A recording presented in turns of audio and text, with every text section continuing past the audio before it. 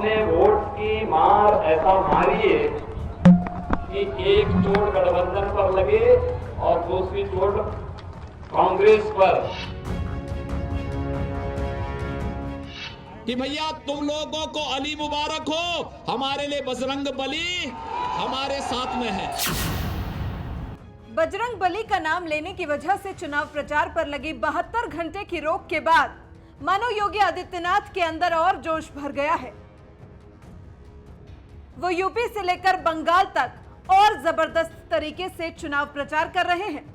मंगलवार को महोबा पहुंचे बीजेपी के फायर ब्रांड नेता और सूबे के मुख्यमंत्री योगी आदित्यनाथ ने जैसे ही मंच संभाला, फिर तो जैसे कांग्रेस और सपा बसपा महागठबंधन दोनों ही सियासी विरोधियों पर जमकर जुबानी तीर चलाए। सबसे बड़े लड़ैया आल्हा उदल की धरती महोबा में कदम रखते ही योगी ने चुनावी लड़ैया के अंदाज में भाषण भी दिया और विरोधियों को ललकारने से भी पीछे नहीं रहे। पहले तो योगी आदित्यनाथ ने महोबा की वीर गाथा सुनाते हुए कहा कि बड़े लड़ैया महोबे वाले जिनकी मार सही न जाए, एक का मारे दो ही मर जाएं, तीसर खौफ खाए मर जाएं। यानी महोबा के लोग इतने बड़े लड़ैया हैं कि जिनकी मार कोई सह नहीं पाता।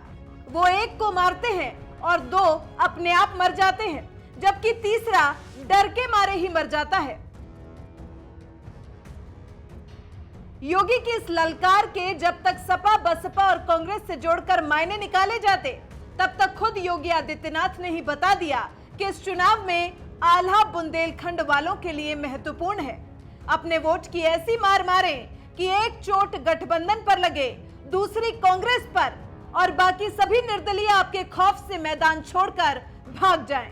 इसलिए सुना है क्योंकि आल्हा उदल दोनों बंधु महायोगी भगवान गोरखनाथ जी के भक्त थे। गोरखगिरी आपके इस महोबा में है और उसमें ये बातें आती हैं कि बड़े लड़ैया महोबे वाले जिनकी मार सही न जाए, एक को मारे द्वी मर जाए, तीसर खूब खाए मर जाए। तो मुझे लगता है ये आला चुनाव की दृष्टि से बहुत महत्वपूर्ण है महोबा वालों के लिए और बुंदेलखंड वालों के लिए। अपने वोट की मार ऐसा मारिए कि एक चोट गठबंधन पर लगे और दूसरी चोट कांग्रेस पर, और बाकी जितने निर्दल होंगे अपने आप आपके भय से मैदान छोड़ करके भाग जाएं, तब सही बुंदेलखंडी आप कहलाएंगे। योगी ने जिस महोबा में आल्हा उदल को याद कर विरोधियों पर हमला बोला है, वो जिला हमीरपुर लोकसभा क्षेत्र में आता है। यहां से पिछली बार के लोकसभा चुनाव में कुंवर पुष्पेंद्र सिंह चंदेल ने जीत दर्ज की थी। बीजेपी ने इस बार भी कुंवर पुष्पेंद्र को ही मैदान में उतारा है, तो वहीं सपा बसपा महागठबंधन के तहत हमीरपुर लोकसभा सीट बीएसपी के खाते में गई है। मायावती ने यहां से दिलीप सिंह को टिकट दिया है, जबकि कांग्रेस ने प्रीतम सिंह किसान को टिकट देकर लड़ाई त्रिकोणीय बना दी है। प्रीतम सिंह की उम्मीदवारी कितनी तगड़ी है, इसका अंदाजा इसी बात से लगाया जा सकता है कि बुधवार को खुद कांग्रेस महासचिव प्रियंका गांधी वाड्रा रोड शो करने पहुंची, जो कुछ भीड़ जुटाने में कामयाब रही। मगर प्रियंका के रोड शो में आए लोग सिर्फ प्रियंका को देखने आए थे या फिर कांग्रेस को वोट देने वाले हैं, ये भी बड़ा सवाल है।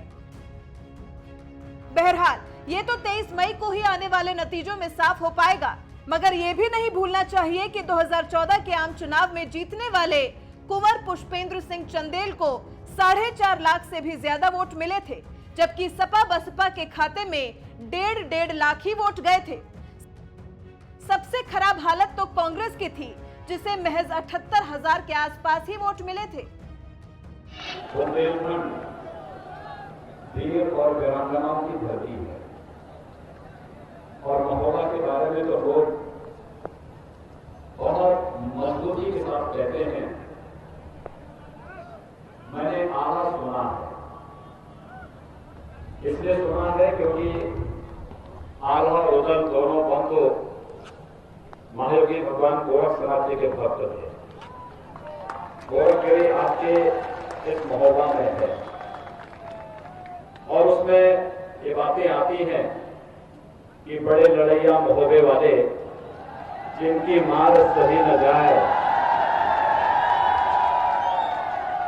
एक को मारे द्वी मर जाए, तीसर खूब खाए मर जाए।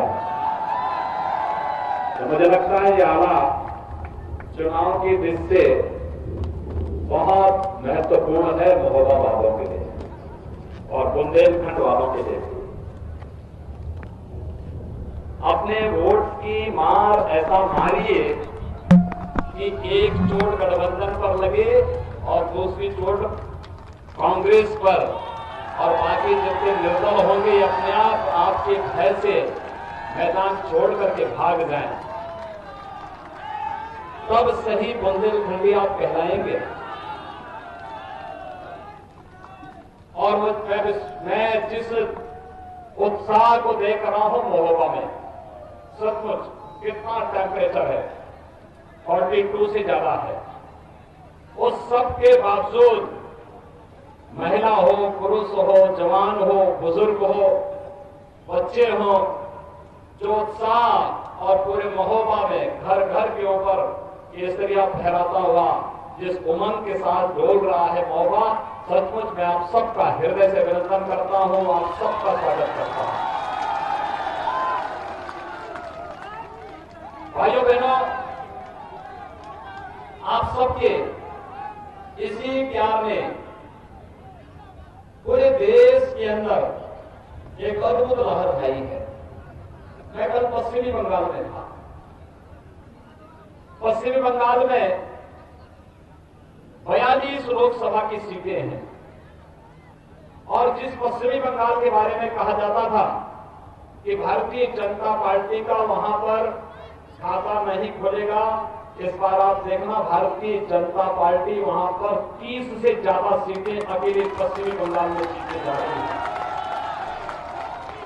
उड़ीसा में अभूतपूर्व लहर भारतीय जनता पार्टी के पक्ष में, असम, त्रिपुरा, नागालैंड, मेघालय, मणिपुर, अरुणाचल प्रदेश, सिक्किम, और अगर आप दक्षिण में जाएंगे तो केरल है, तमिलनाडु है, कर्नाटक है, आंध्र है, तेलंगाना है, मध्य में आएंगे तो मध्य प्रदेश है, छत्तीसगढ़ है, इधर राजस्थान है, पश्चिम में महाराष्ट्र और गुजरात है, उत्तर में हिमाचल प्रदेश हो या उत्तराखंड,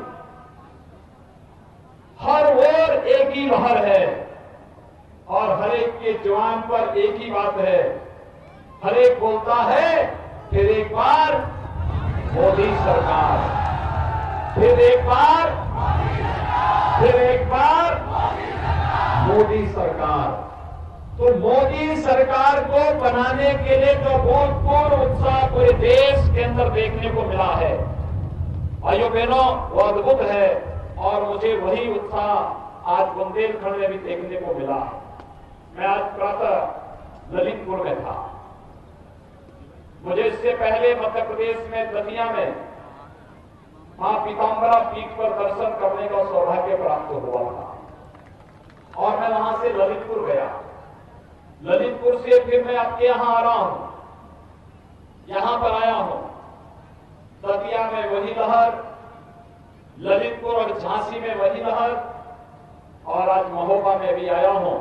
महोबा में भी हर व्यक्ति की जुबान पर वही बात है, एक बार फिर मोदी, फिर एक बार, भाइयों बहनों, फिर एक बार मोदी सरकार के प्रति जो भाव है ये अचानक नहीं आया है। इसके लिए 2014 में मोदी जी का नाम था, लेकिन 2019 में मोदी जी का काम भी हमारे साथ में है। उनका परिश्रम, उनका पुरुषार्थ, लोक कल्याणकारी योजनाओं के नाम पर गांव, गरीब, किसान, नौजवान, महिलाएं और समाज के प्रत्येक तबके को बिना भेदभाव के शासन की योजनाओं का लाभ जिस रूप में कराया गया, आज उसका परिणाम हम सबके सामने है। 1.5 करोड़ गरीबों को आवास उपलब्ध कराना, 4 करोड़ गरीबों को निःशुल्क विद्युत का कनेक्शन उपलब्ध कराना, 7 करोड़ गरीब महिलाओं को रसोई गैस का कनेक्शन उपलब्ध कराना, 9.5 करोड़ परिवारों को एक शौचालय उपलब्ध कराना, 12.5 करोड़ लघु और सीमांत किसानों को 6,000 रुपये मानदेय की व्यवस्था प्रतिवर्ष करवाना। और मैं आप सबको आश्वस्त करने के लिए आया हूं कि बुंदेलखंड के भी और पूरे प्रदेश के जितने भी किसान होंगे, चुनाव के बाद उन सबको भी 6,000 रुपये का मानदेय सालाना मिला करेगा।